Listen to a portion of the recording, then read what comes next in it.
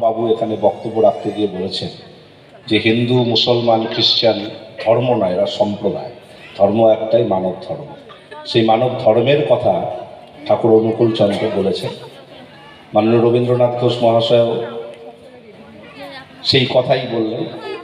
আসলে আমরা দিনের শেষে সকলেই মানুষের জন্য, মানুষের স্বার্থে, মানুষের হয়ে কাজ করবার জন্যে সকলে ব্রতী হয়েছে।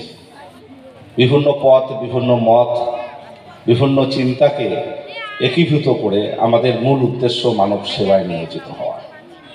পরম প্রেমময় অনুকূল ঠাকুরচন্দ্র তার জীবন দর্শন দিয়ে এই কথাটাই বারে বারে বলেছেন।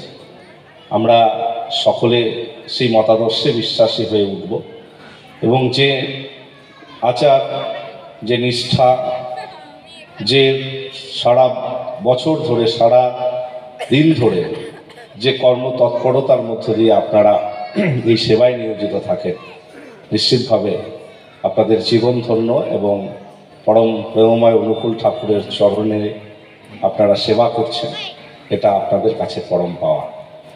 আমরা চেষ্টা করি বিভিন্ন সময় বিভিন্নভাবে সহযোগিতা করবার। আপনারা জানেন গত বছর দার্জিলিংয়ে একটি ঠাকুর অনুকূল চন্দ্রের জন্ম মহোৎসব অনুষ্ঠিত হয়েছিল। আমি যেহেতু উত্তরবঙ্গ রাষ্ট্রীয় পরিবহন নিগমের চেয়ারম্যান রয়েছি, সে সময় আমাদের সেখানে নতুন একটা বিল্ডিং হয়েছিল, বিল্ডিং আছে, আমাদের একটা ডিপো। আমরা ডিপোটা তখনও স্টার্ট করিনি লেবংয়ে।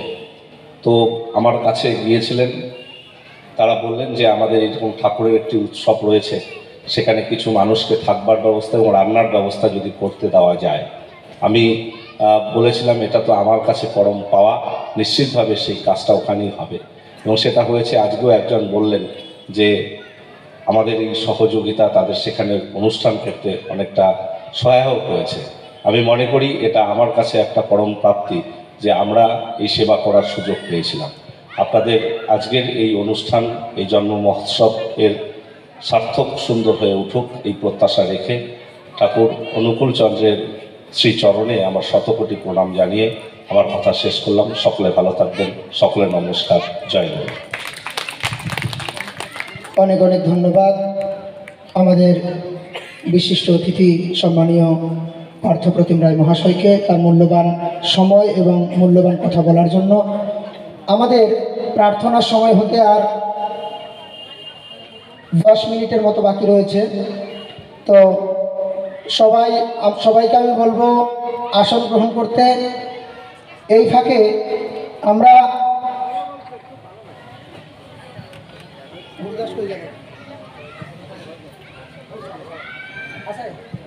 যাই হোক,